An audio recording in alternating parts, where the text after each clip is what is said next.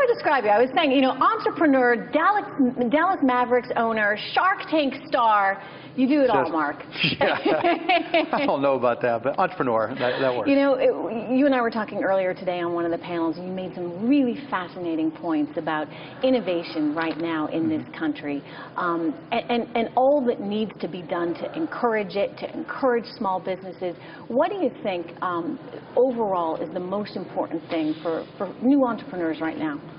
Just to go after it. I mean, the thing about being an entrepreneur is it's just all to you.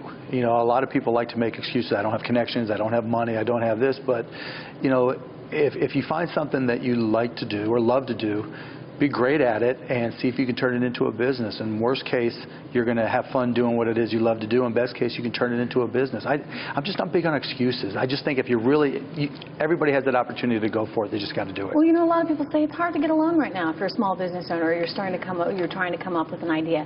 How do you get the capital to start that business? Well, first of all, if you're starting a business and you take out a loan, you're a moron. Right, because there's so many uncertainties involved with starting a business, yet the one certainty that you'll have is paying back your loan. And the bank doesn't care about your business, or whoever you borrow from, unless it's family, doesn't care about your business. You know, and so it's just a complete conflict. So what's the small business entrepreneur? 99% of small businesses you can start with next to no capital. It's more about effort. You know, small businesses don't fail for lack of capital. They fail for lack of brains. They fail for lack of effort. Most people just aren't willing to put in the time to work smart. I mean, they go for it in a lot of cases, but they just don't recognize how much work's involved. And if you do the preparation, if you start a business, you better know your industry and your company better than anyone in the whole wide world, because you're competing. And to think that whoever it is you're competing with is just going to let you come in and take their business, obviously that's naive. And I think most people don't recognize that. If you're going to compete with me in one of my businesses, you better realize that I'm working 24 hours a day to kick your ass. You know, a lot of companies right now are holding on to their money. They're holding on to cash. Maybe they're doing some share buybacks, but in general, they're not putting their capital to work right now. How and when does that start to change? I mean, it's a reflection of a lot of different things.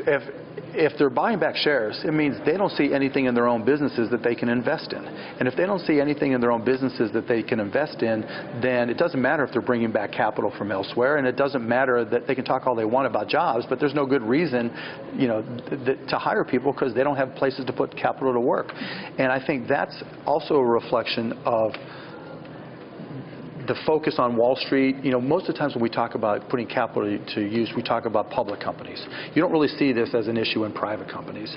But with public companies, they get such a concern with shareholder value and shareholder returns that they lose sight of trying to move the ball and to innovate and to invest in R&D.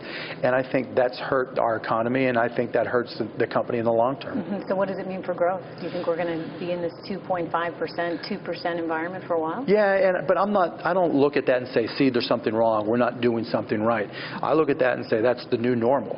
That, you know, when companies have their backs against the wall, particularly small to medium where there's a big part of the growth for jobs, we find new ways to innovate. We're innovators in this country. We don't just sit back and say the only way we can solve problems is by hiring people.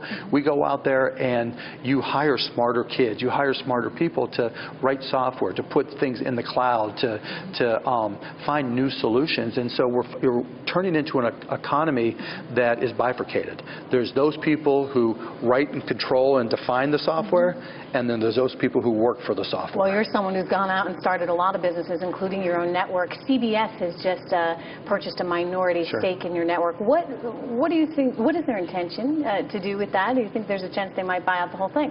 Who knows? But I think they're recognizing that, you know, the reason we took a network, HDNet, which was the first all high definition TV network, grew it, and then 2 years ago I recognized that being HD obviously is not enough. And so I said, out there in the media landscape, what opportunities are there? What creates a unique scenario that would be good for a network? And if you look at what's happening with social media, in particular real-time social media, it's very obvious, and you guys know it as well as anybody, real-time social media drives real-time viewing on TV, and live events on TV drive social media. It's a very symbiotic relationship. And so with Access TV, we had been doing live events as HDNet, and we just amplified that. So we, from concerts all over the globe to live interview shows to live, fights, whatever type of event that we can do live, we want to do. Live is what people will tune in for? Live is what differentiates television from the internet. The internet was designed for everything but video, and television is designed specifically to deliver video, and that's a huge differentiation. And how does the internet, when you think about content now being so much on demand, live obviously different because you have to tune in specifically for an event. Right. But, when Gangnam Style video, right. 1 billion people watch it. You couldn't find any two people who watched it and talked about it at the same time. It's just completely different. By the time you watch it on YouTube, you've already missed it. You've missed the conversation. YouTube's not about conversation. On demand is not about conversation. It's about catching up. It's about killing time and vegetating, watching a show all day long. Whereas watching this live, hopefully there's people online talking about, Cuban's an idiot, or Cuban's smart, or whatever. Trish knows her stuff, or whatever it may be. But that's a holistic conversation that happens in real time that creates a unique experience.